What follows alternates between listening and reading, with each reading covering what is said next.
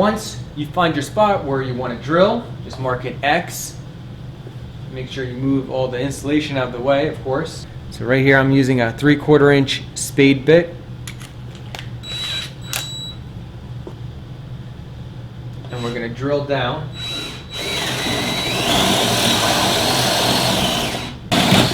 From that point, you can take your coax cable and you can drop it down the hole like that. This is an empty wall cavity. It should drop straight down without using any other tools.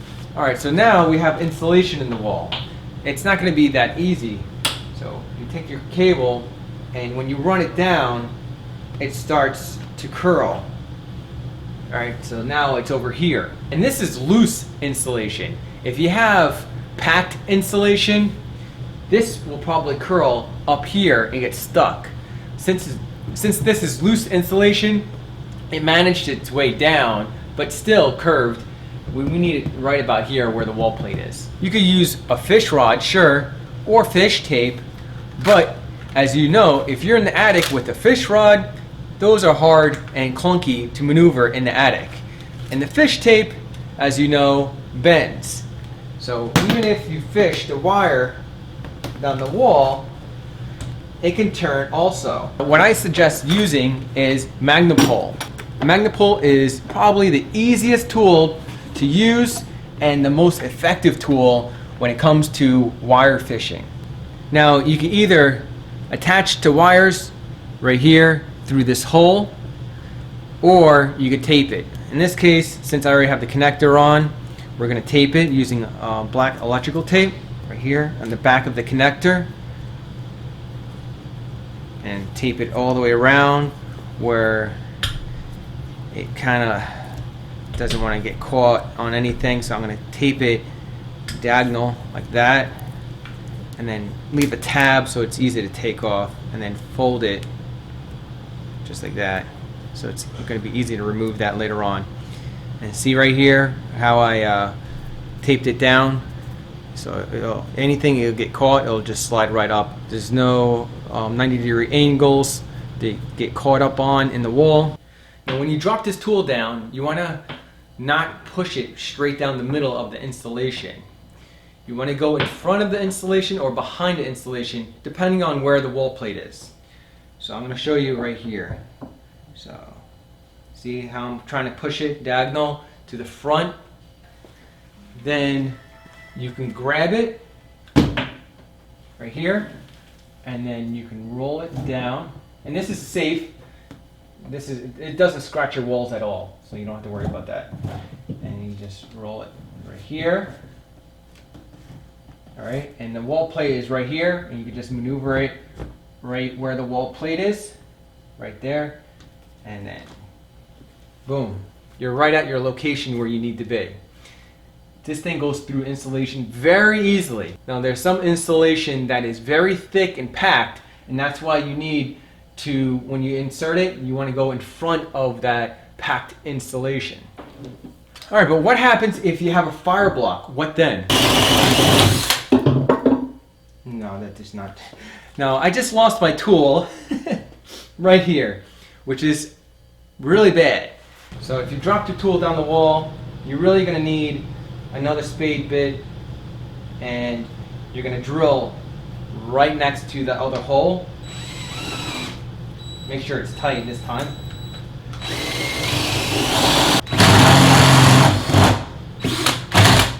You could drop the Magnapole tool down.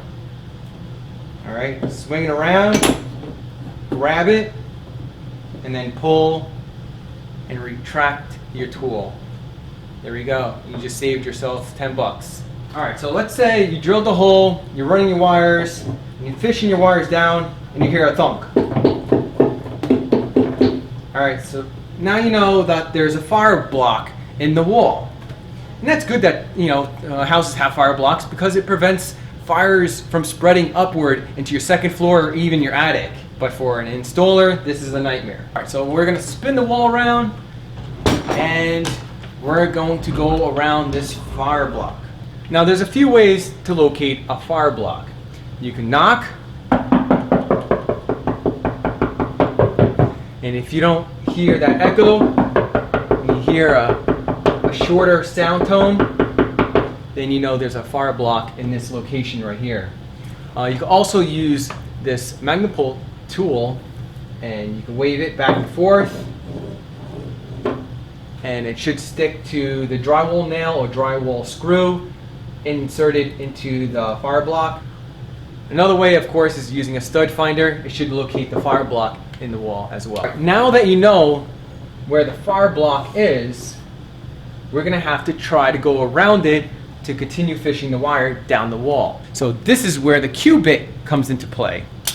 So I'm going to go ahead and mount the Q-bit saw to the oscillating tool, DeWalt tool, right here. And you just squeeze the trigger, and it's going to cut right through the drywall like butter. Don't worry, this saw is safe too for your skin. Ah! I'm just kidding. No, it's fine.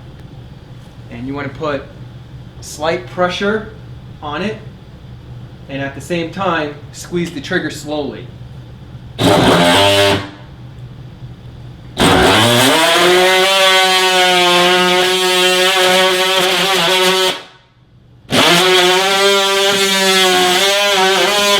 We're going to get a flathead and pop this out just like that. What's cool about this is that we're going to use this to patch the hole in the wall. And right here, there we go. So it looks like I did not, there's a little gap right here. This should work still. So let's go ahead and what I'm going to do is I'm going to drill right here. So of course you want to use fire block sealant after you're done with all this. Take my 1/4-inch spade bit and drill upward.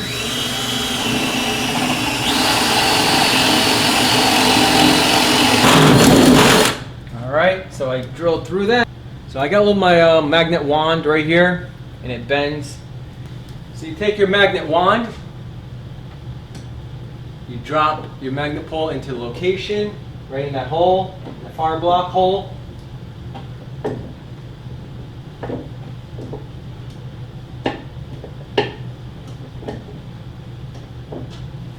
Right there.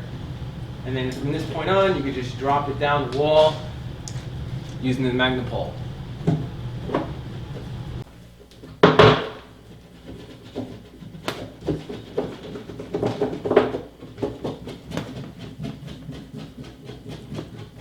Now if you want a wall patch, that's very easy. I'm going to use some spackle right here. I'm going to put it on the back right here.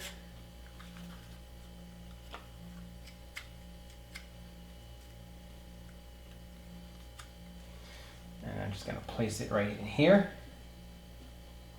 Just like that. Then I'm going to get some more and just spackle over it.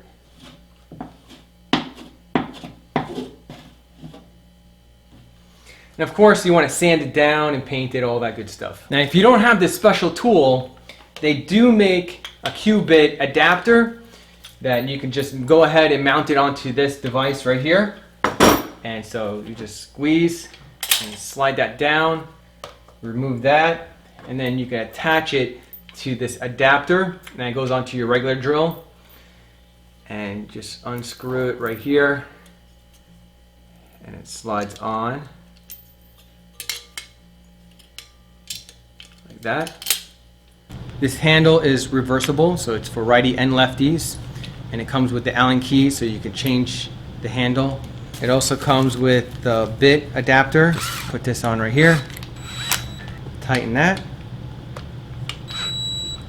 And it's just a 1/4-inch bit, so let's go ahead. And now when you attach it, you want to make sure the level is facing up. So we're going to go ahead and attach it right here.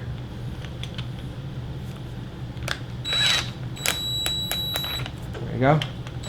So you want to use it like that. In my house, my wall plates are about 11 inches from the floor. Alright, so here's the floor level, and I'm going to measure 11 inches. That's going to be the bottom of my wall plate, and 16 inches is pretty much the top. Okay? And then I'm gonna get a level. And my level says right about there. So I'm gonna go ahead and mark it like that. There we go. So I know that is level, and line it up where that leveled line is. Now there's also a steel ball in there, and you can use a steel ball as a level. And you want to put slight pressure and squeeze the trigger real slowly.